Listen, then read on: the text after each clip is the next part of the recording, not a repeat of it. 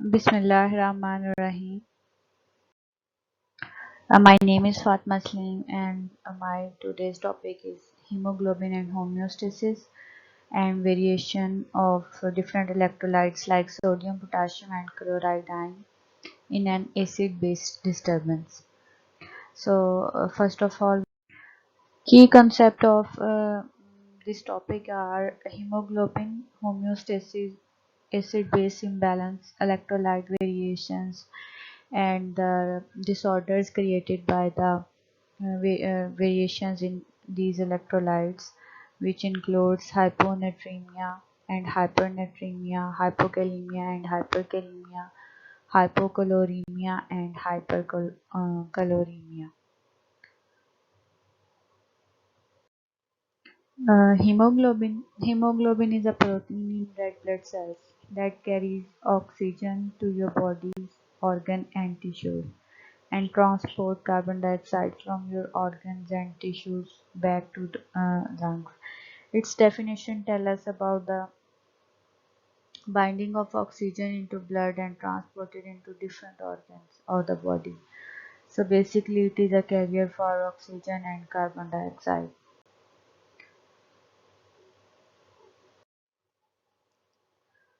Hemoglobin is made up of four chains, two alpha globulin and two beta globulin. Here in picture you can easily see that the upper one two twisted chains are beta chains named as chain 1 and uh, name as chain 1 and two different colors are red and orange. No, the chain beta chain 1 and beta chain 2.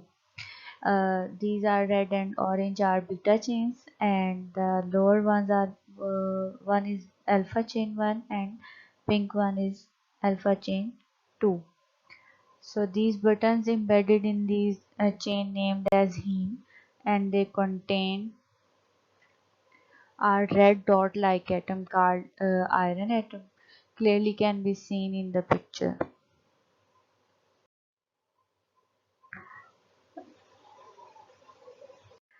Each globulin chain contains an important iron-containing porphyrin compound termed heme.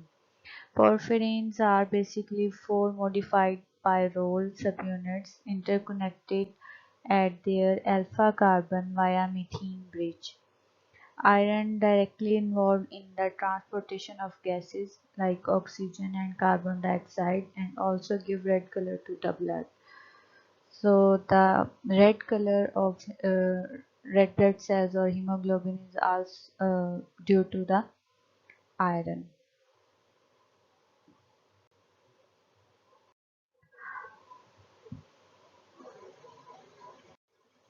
Apart from transportation and color, blood hemoglobin also play a role in maintaining of shape of the red blood cells. So shape of the red blood cells is very necessary to be maintained because blood have to flow in the vessels. So if there is a D-shaped or disturbance in the shape of the red blood cells, it will cause problem to for the flow of the blood. So hemoglobin molecules are round, narrow, just like donut without a hole in the middle. So you can say that it is just like a pizza dough.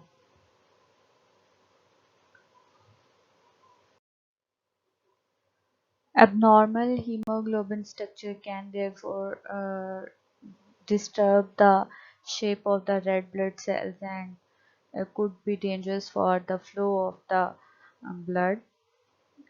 If it is not in shape, it will also affect may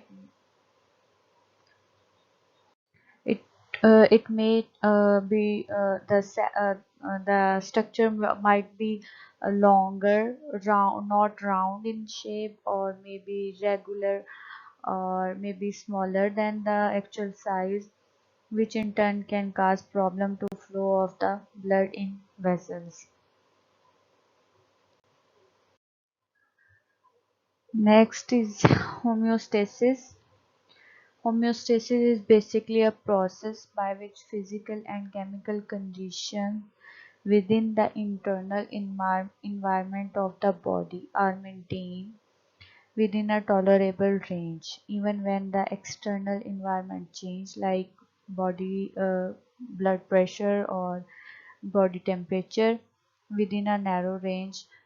So it could not disturb the internal environment of the body, like it does not interfere with the or interrupt or disturb the uh, internal body environment.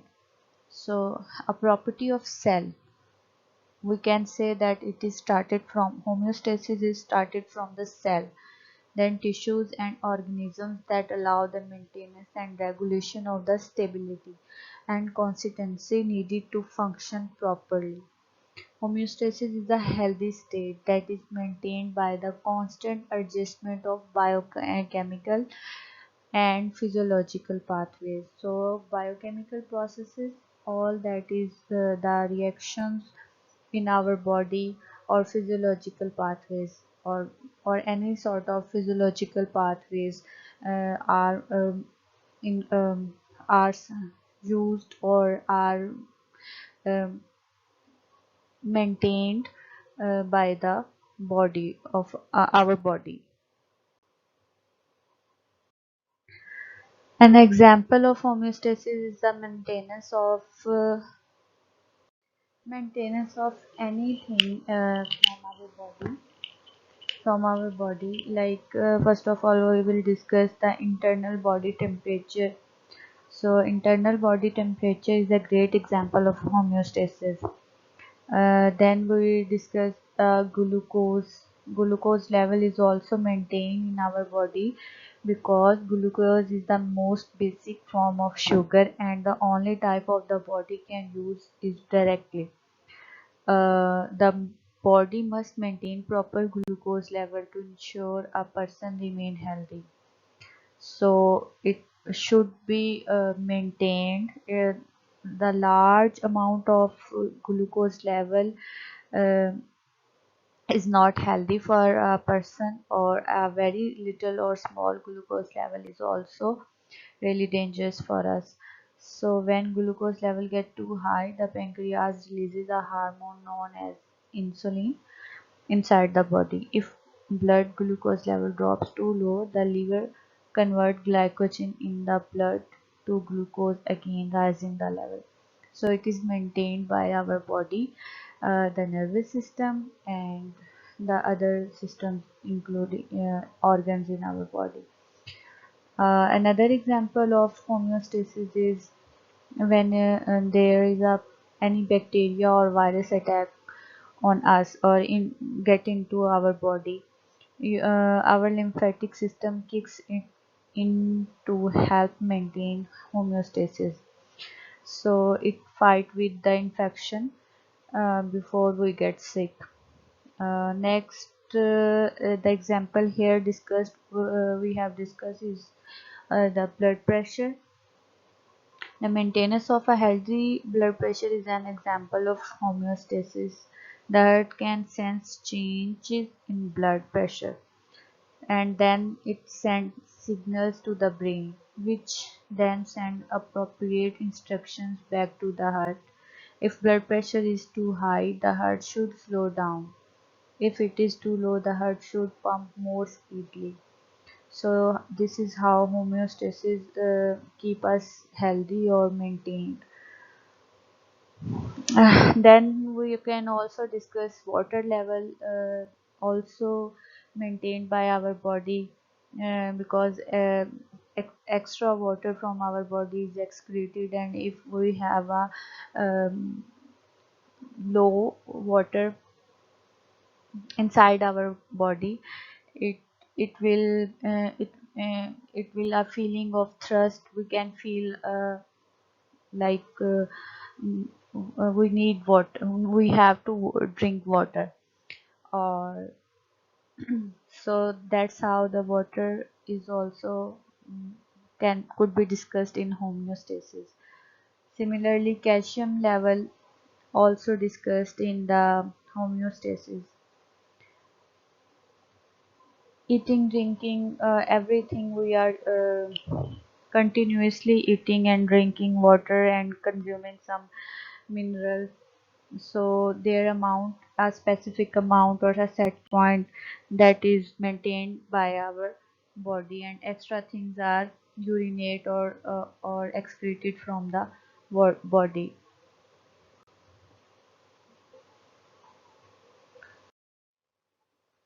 Next is we are here discussing hemoglobin and homeostasis.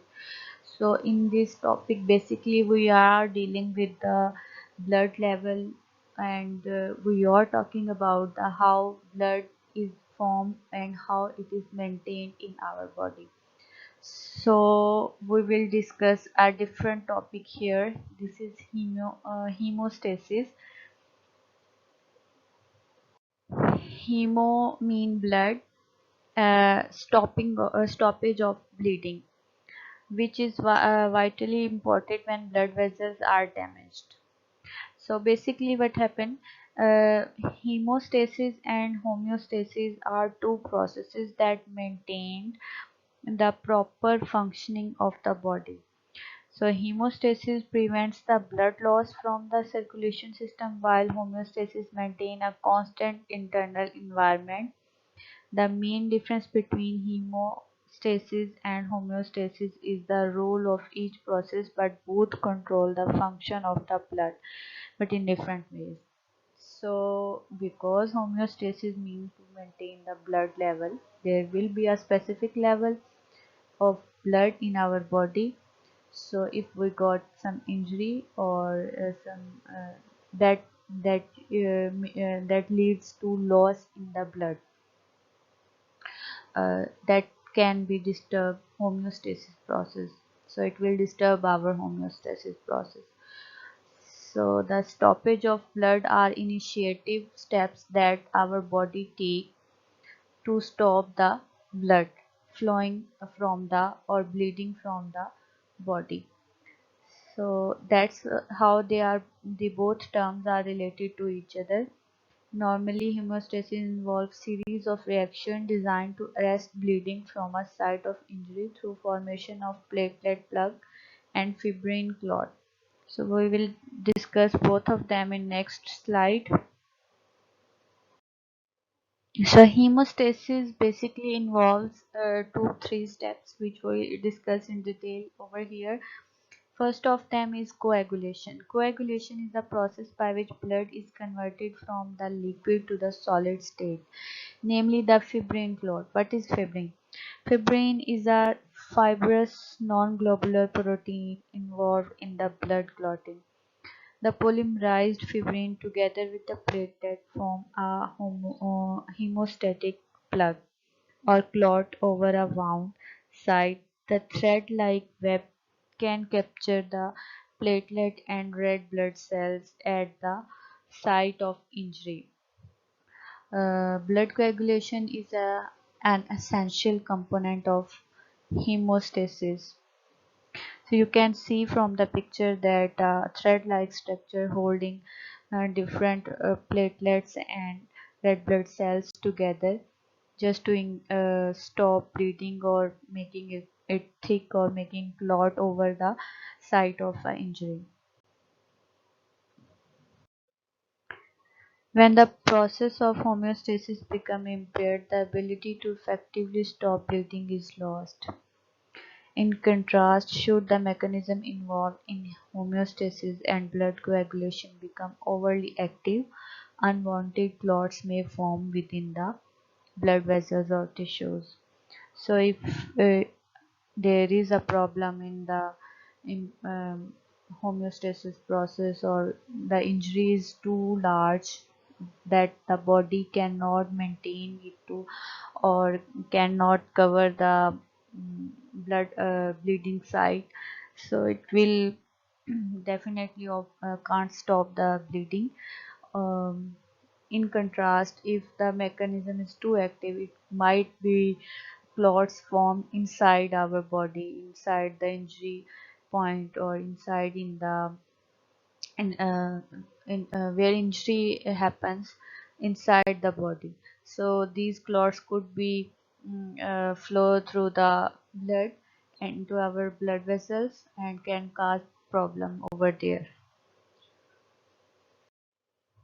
Three hemostatic components: the extravascular, the vascular, the tissues. Extravascular, the tissue surrounded blood vessels involved in homeostasis when local vessel is injured. It play a part in homeostasis by providing back pressure on the injured vessels through swelling and trapping of escaped blood. So it is really very useful.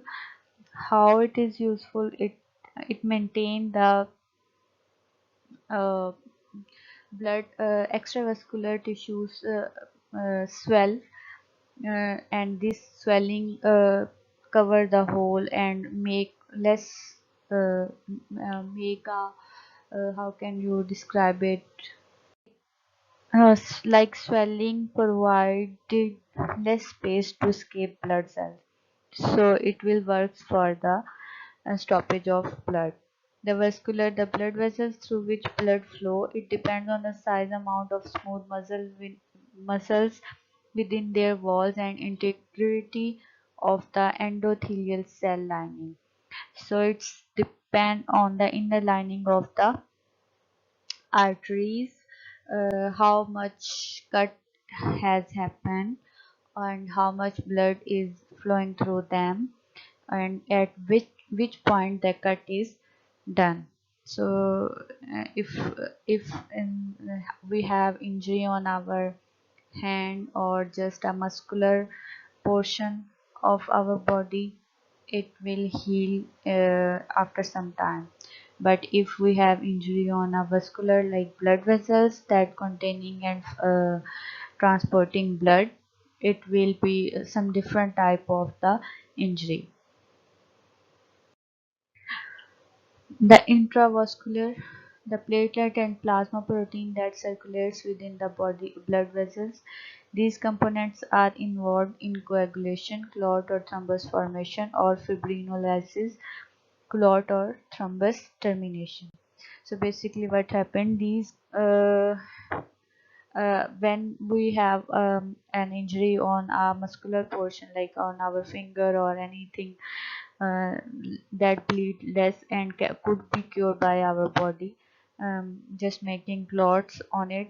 So immediately we can see that the clot is formed on our fingers or any muscular portion.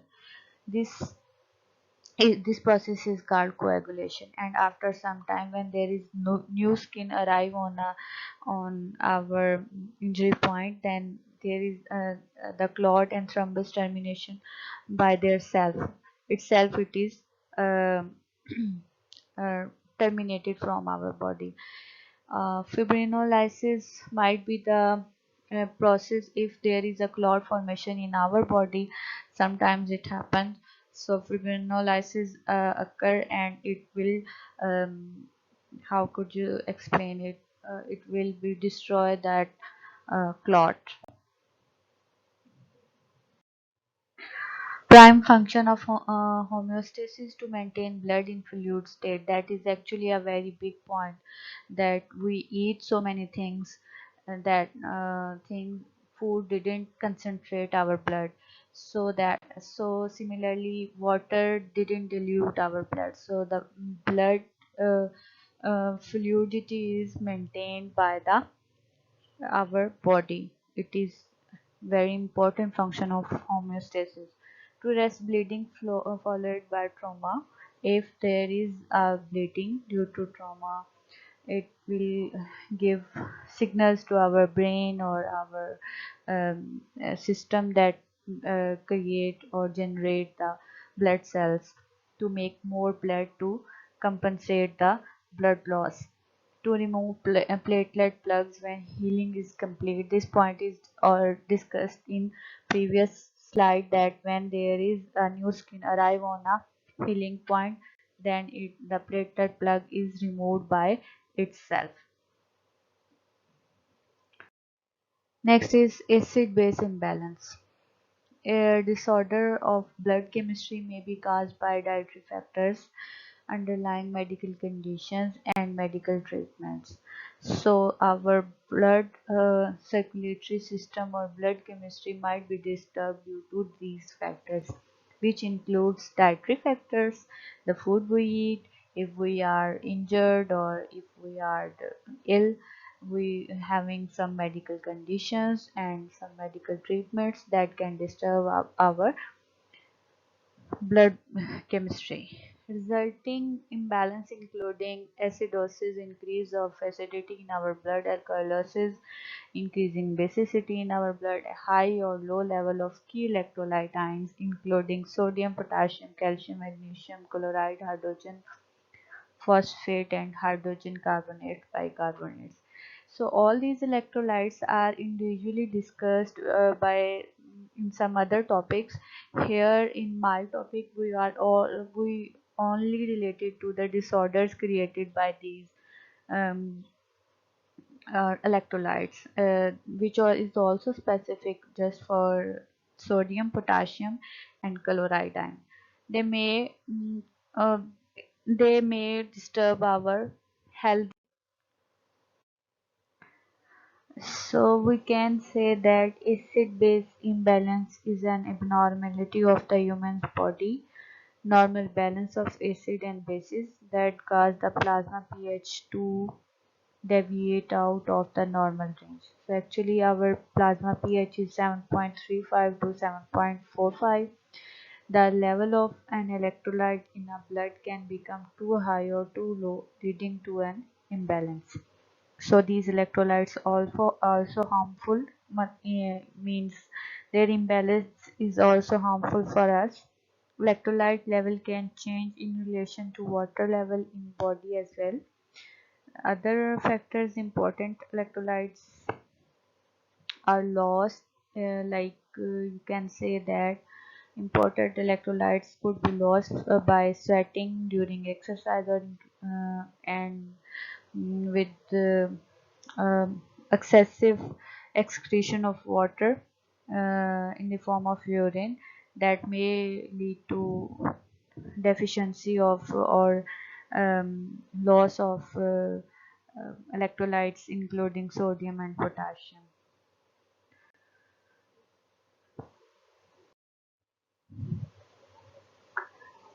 Electrolyte balance is normally regulated by hypothalamus, kidneys, and various hormones. So these three things, our kidneys, our hypothalamus, and hormonal hormones that maintain the level of electrolytes in our body. Hormones are including antidiuretic hormones ADH. We called it aldosterone as um, uh, is a corticoid hormone, and parathyroid hormone PTH. So ADH play a role in lowering osmolarity or reducing sodium concentration by increasing water reabsorption in the kidney, thus helping to dilute body fluid. To prevent osmolarity from decreasing below normal, the kidney also have a regulatory mechanism for mm, reabsorbing sodium as well. So ADH is basically reabsorb water, uh, is utilized or is a hormone that is cause water reabsorption in kidneys. Aldosterone is a steroid hormone. Its main function is it causes an increase in salt and water reabsorption into the bloodstream from the kidney, thereby increasing the blood volume, restoring salt level, and restoring blood pressure. Uh, PTH is a hormone secreted by the parathyroid glands that regulate the serum calcium. Its effect on bone, kidney, and intestine. So these all the hormones that play a role in our maintenance of electrolyte.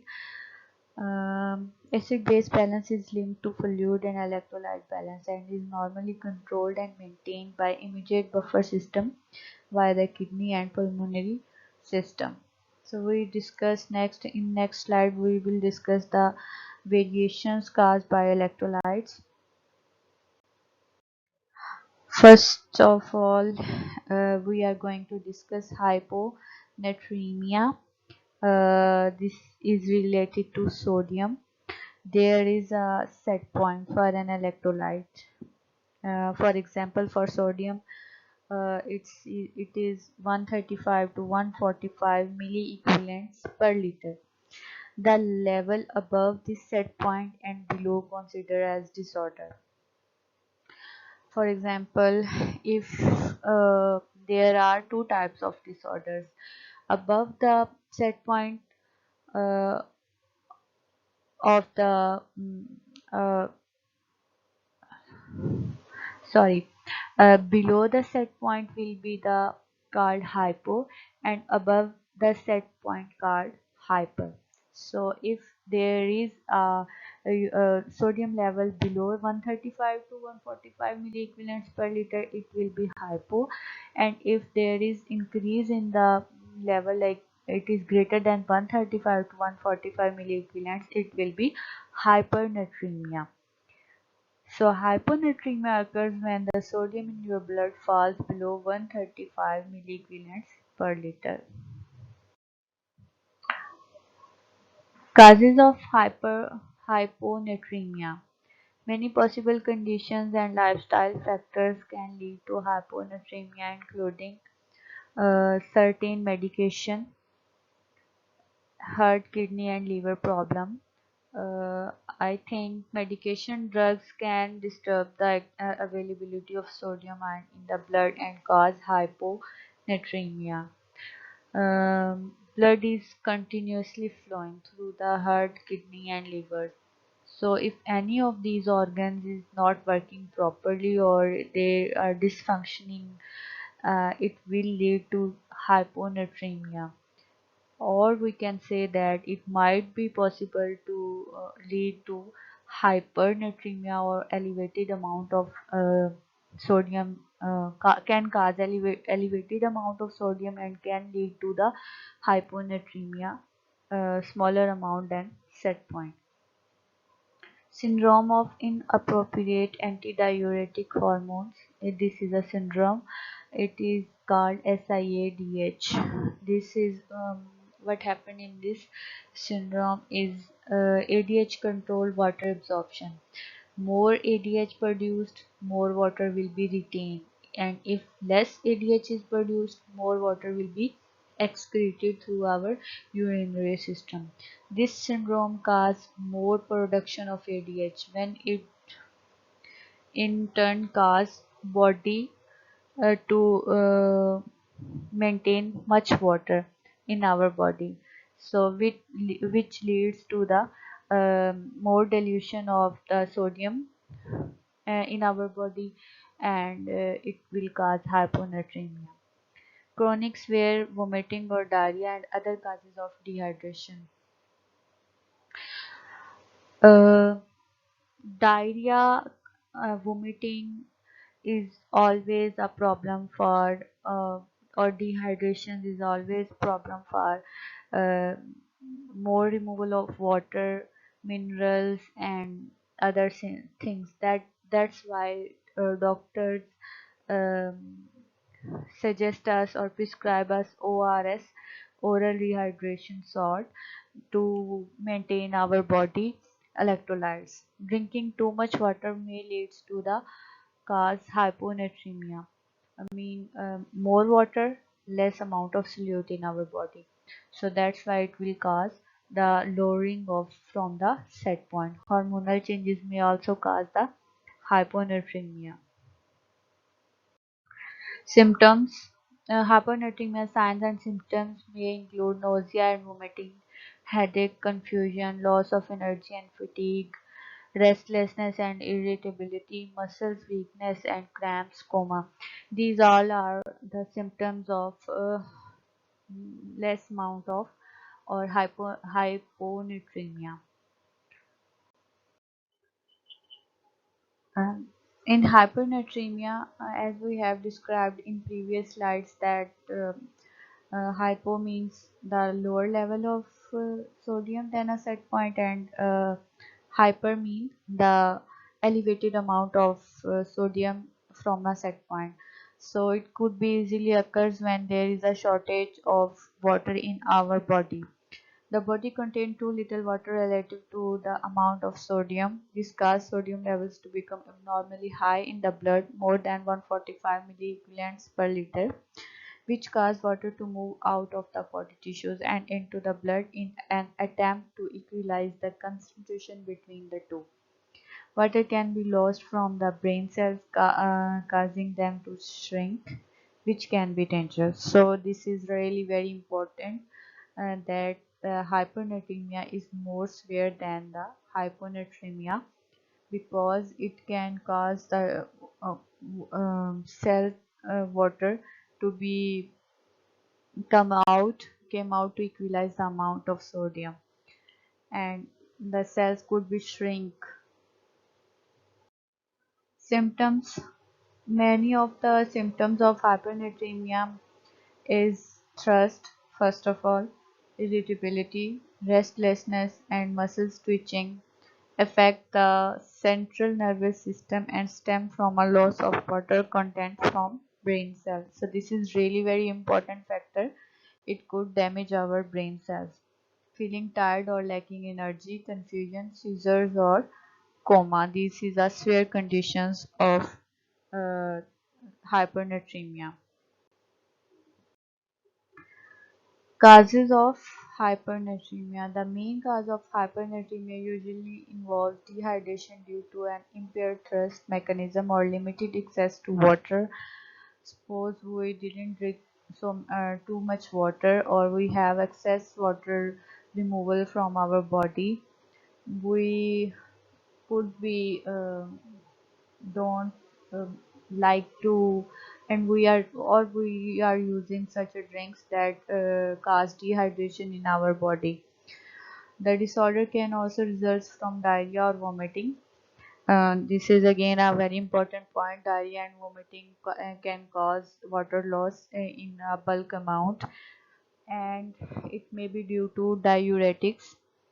If you are taking diuretics, it means that you are um, ADH is production is smaller, and if there is a smaller ADH production, then it will lead to remove or excrete more water. So if more water is excreted from the kidneys or from the body or blood, it will can cause the uh, sodium amount increase in the cells or in blood. So it leads to this hypernatremia. High fever is also another cause of hypernatremia. Next is hypokalemia. Uh, Previously, we are discussing about the sodium. Now we are discussing the disorders due to potassium. Again, we have a set point and two type of disorders, an elevated amount and a lower amount than a set points. So first of all, we are going to study hypokalemia. Hypo means there is a less amount of potassium in the body or in the blood uh, with respect to the set point. Potassium is an important electrolyte for nerves and muscle cell functioning, especially for muscle cells in the heart. A normal level of potassium is 3.6 to 5.2 milliequivalents per liter. Hypokalemia is when blood potassium levels are too low. Level below 3.6 are considered low, and anything below 2.5 milliequivalents per liter is a life-threateningly low. So when we study about the potassium electrolytes function, it tell us that potassium is very necessary for the muscle functioning.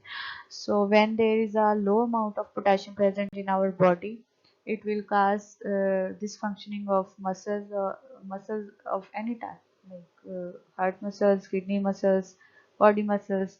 So it is very dangerous for us. Symptoms include weakness, fatigue, constipation, muscles cramping, paralysis, respiratory failure, breakdown of muscle tissues, irregular heart rhythms condition. All these symptoms are really dangerous for us. uh, any sort of muscular pain, constipation is all, the bowel movement is stopped because of hypokalemia, muscles cramping, paralysis, dysfunctioning of our mm, muscular muscles, respiratory failure could be occur, breakdown of muscle tissues will be start, irregular heart rhythm conditions that may be too high or pattern or too low for heart rhythms. Causes of hyperkalemia: lost too much potassium through urine, sweat, or bowel movements.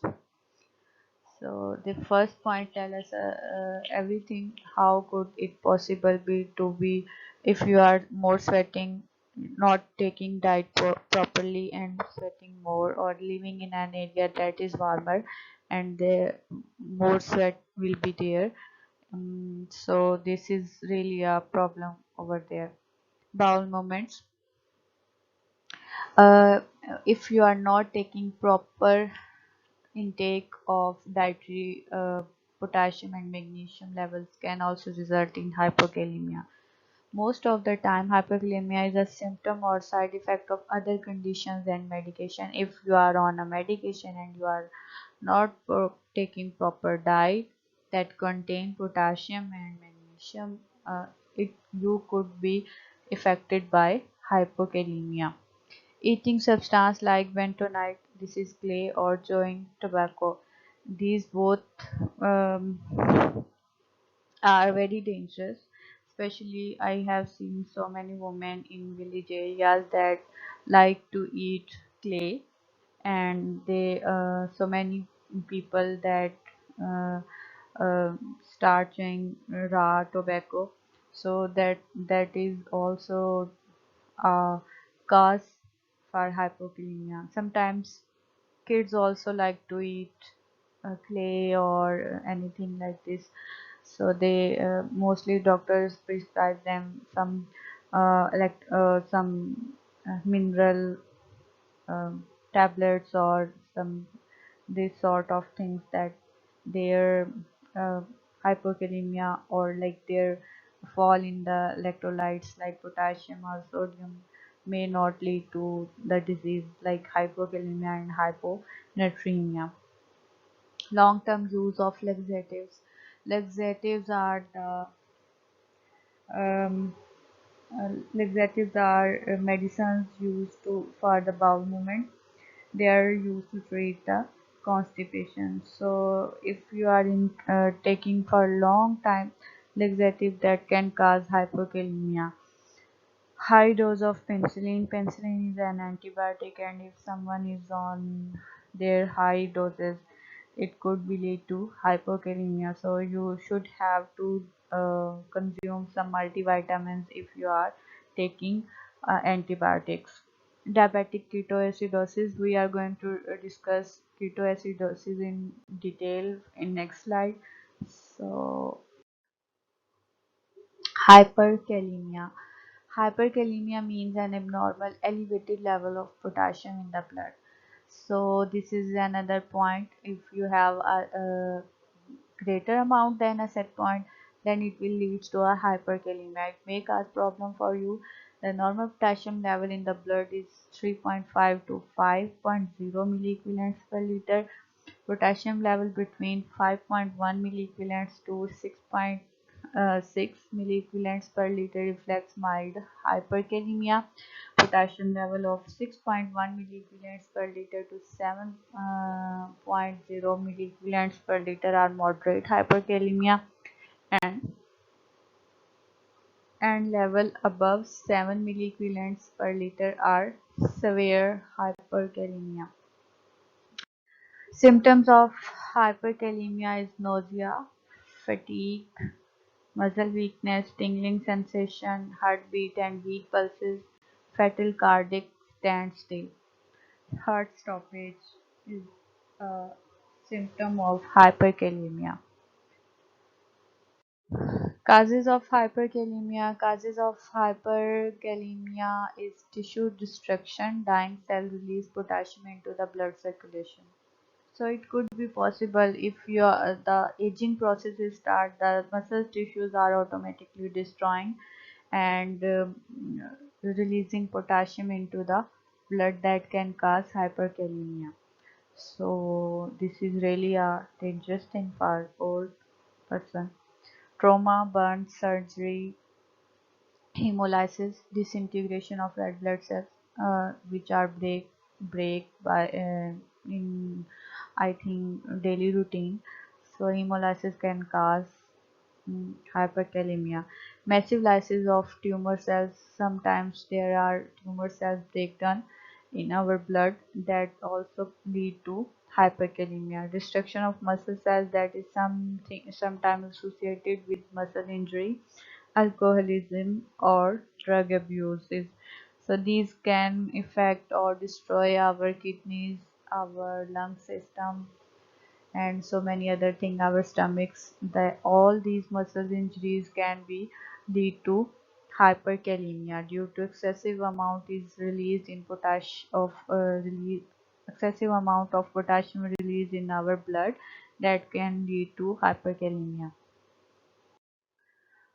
Causes of hyperkalemia. Another example of potassium shifts causing hyperkalemia is diabetic ketoacidosis without insulin. Patients with diabetes can develop severely elevated blood glucose level. So actually the blood glucose level is controlled with the help of insulin produced in our body. If any diabetic person that fails to produce insulin, lack of insulin also cause the breakdown of fat cells with the release of ketones into the blood, turning the blood acidic. Hence the term ketoacidosis, because ketone turn them to an acidic condition or blood acidic. This term is described as ketoacidosis. The acidosis and high glucose level in the blood work together to cause fluid and potassium to move out of the cells into the blood circulation. Patients with diabetes often also have diminished kidney capacity to excrete potassium into urine. Next is all about the chloride. Chloride is an electrolyte. It functions with other electrolytes in your system such as sodium and potassium to regulate the amount of fluid and pH balance in your body. So chloride is actually important. Chloride is most commonly consumed as a table salt. Sodium chloride. Hypochloremia is an electrolyte imbalance that occurs when there is a low amount of chloride in your body. So hypochloremia is the low amount of uh, chloride in our symptoms: fluid loss, dehydration, weakness or fatigue, difficulty in breathing, diarrhea or vomiting caused by fluid loss. I think fluid loss due to diarrhea and vomiting. Hypochloremia can be caused by any of the following conditions: congestive heart failure. What is congestive heart failure? Chronic condition है that affects the pumping power of your heart muscles. So your pumping power of blood by heart muscles will be disturbed. Prolonged diarrhea or vomiting, chronic lung disease such as emphysema. Emphysema is the lung condition that causes shortness of breath. In people with emphysema, the air sacs in the lungs are stopped working or damaged. Uh, that's why the shortness of breathing occurs. Metabolic alkalosis, when your blood pH is higher than the normal. Certain type of drugs such as laxative, diuretics, corticosteroids, and bicarbonates can also cause hypocaloremia.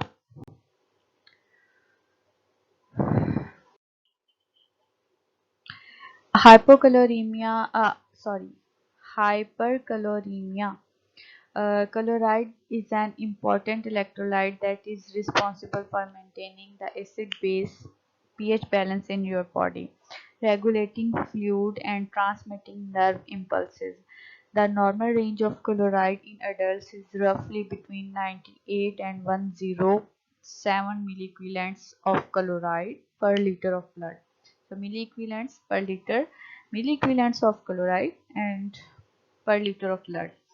Hyperchloremia is an electrolyte imbalance that occurs when there is too much chloride in the blood. So this is how it occurs when elevated amount of chloride present in our blood. Symptoms of hyperchloremia. Symptoms may include fatigue, muscle weakness, excessive thirst, dry mucous membrane, high blood pressure. Some people may not experience any noticeable symptoms of hyperchloremia.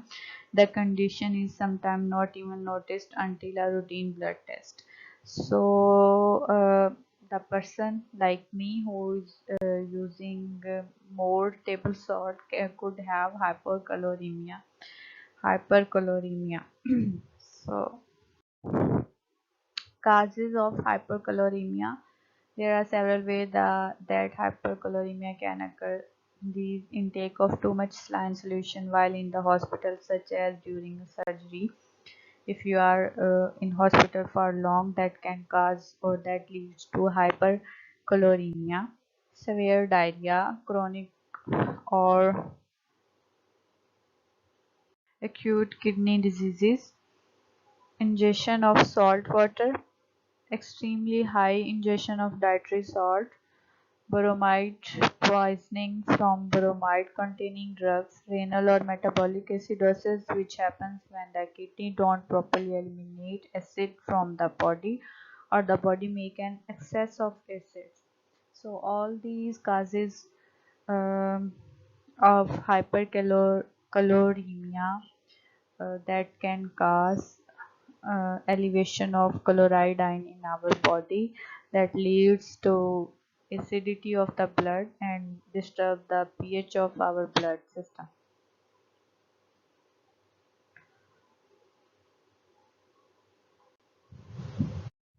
Next is assignment for students. How can you tell if you have an electrolyte imbalance?